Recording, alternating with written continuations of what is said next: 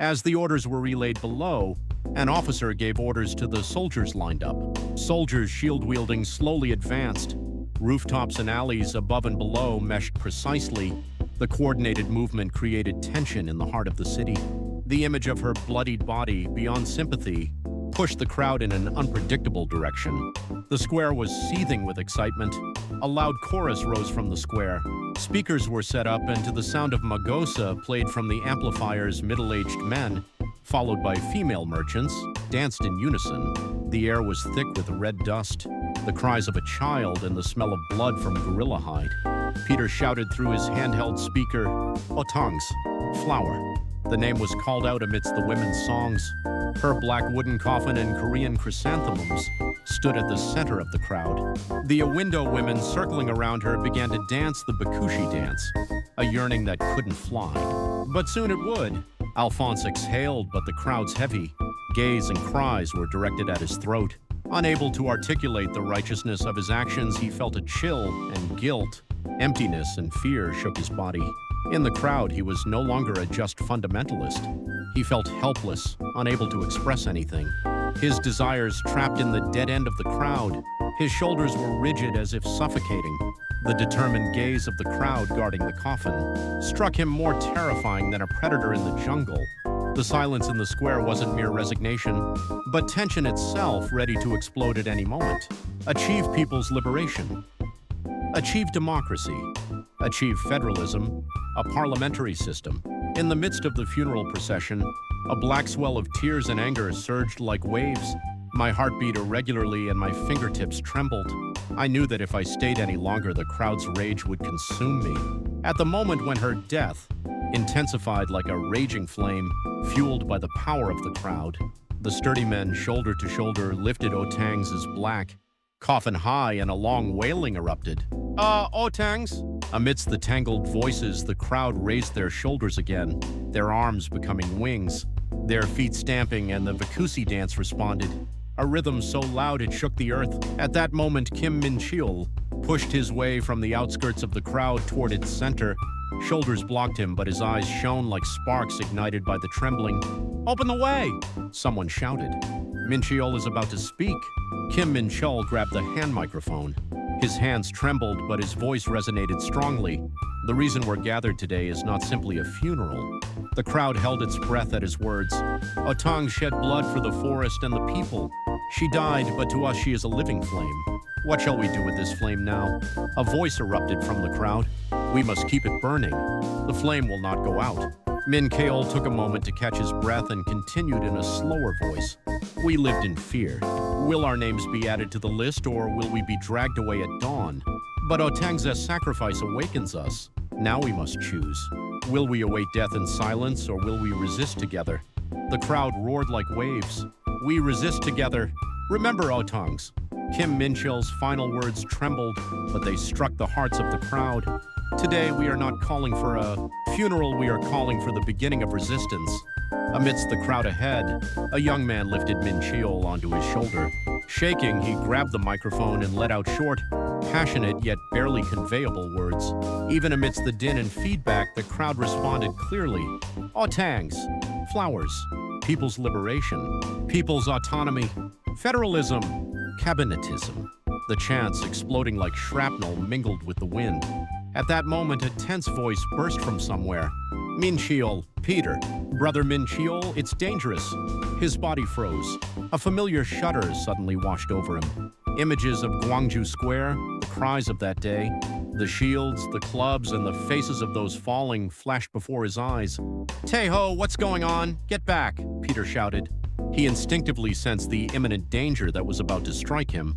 "Min-cheol, come down! Please come down!"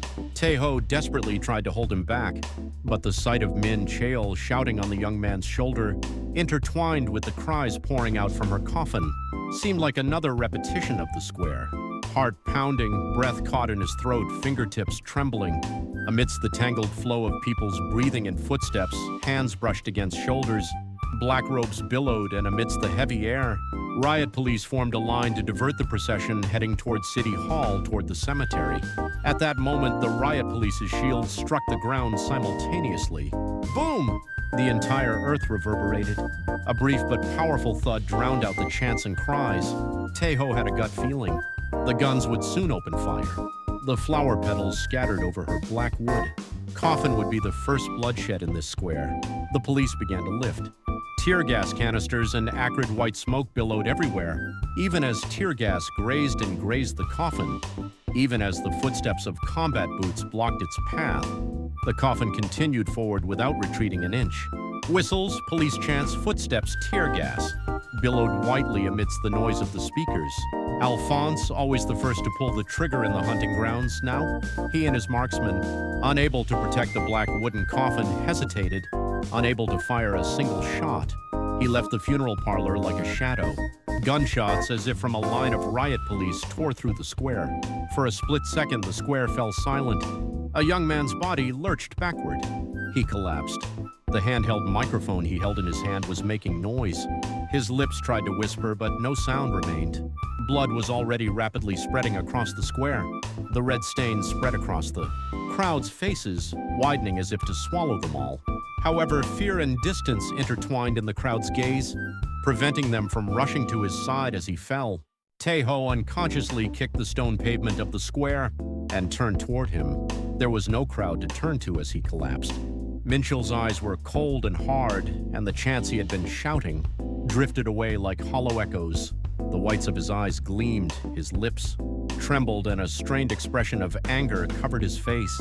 The names he had called us moments before were now targets for a gun. In that moment, the words solidarity and trust vanished into thin air, leaving only hushed fear and loneliness. Minchell! Tae-ho embraced his body, left in the square.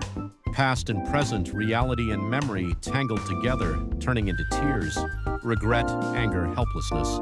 Their cries burst forth, becoming their voices. Hyung, I'm sorry. Don't die. I'm sorry. Is this what we have left behind? I muttered to myself. The corpse before him and the surrounding cold order, procedure and authority all intertwined. Late in the afternoon, as the sun was slowly setting, Secretary Park stepped out of a black vehicle. His gray suit and shoes clacked against the plaza floor. The surrounding police officers saluted in unison, seemingly on edge. Transport this body immediately to the central hospital. His first words were firm.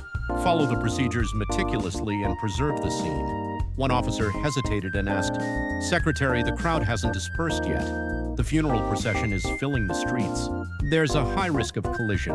Secretary Park Won-gi took out a cigarette, lit it, and muttered quietly without lighting it. But we can't waste time. The longer the body remains in the plaza, the more the crowd will inflame. We must extinguish the flames early. But the resistance youth are lined up nearby with guns. Will you order them to disarm? The police officer asked, taking note. Secretary Park briefly surveyed the crowd. Flowers fluttered over Otense's coffin, and the footsteps of the youths dancing. The bakushi reverberated through the ground. The funeral hall, a mixture of tears and chants, already felt like a prelude to battle. Don't disarm. His voice rang coldly. The moment you take away the guns, another round of gunfire will break out. That's not the picture we want. But leave a picture. Who carried the pall? Who held the microphone? Who incited the crowd? Write down every single name. His eyes sparkled. Even if they claim to be heroes today, they'll stand trial tomorrow. The police officers exchanged glances upon hearing this, but soon nodded and took note. From one side, whispers from the crowd could be heard. That man, Secretary Park, isn't he? He used to assist the police in suppressing protests. He's a fearsome man, I hear. In dense formation, the riot squad formed a tight shield, wall shoulder height apart. Like Roman legions, the formation's edges clattered toward the blackened wooden coffin. What are you going to do, snatching the coffin from before our eyes? The words buried in his chest burst forth. From his fingertips, his heart, every fiber of his being. They became sounds and enveloped his entire body. The young men in the square who fell to the muzzle of a gun that day. His gaze, still unable to speak, gasping for breath on the ground. That gaze was Minchul's. Now his hands holding him are cold and his breathing grows shallower.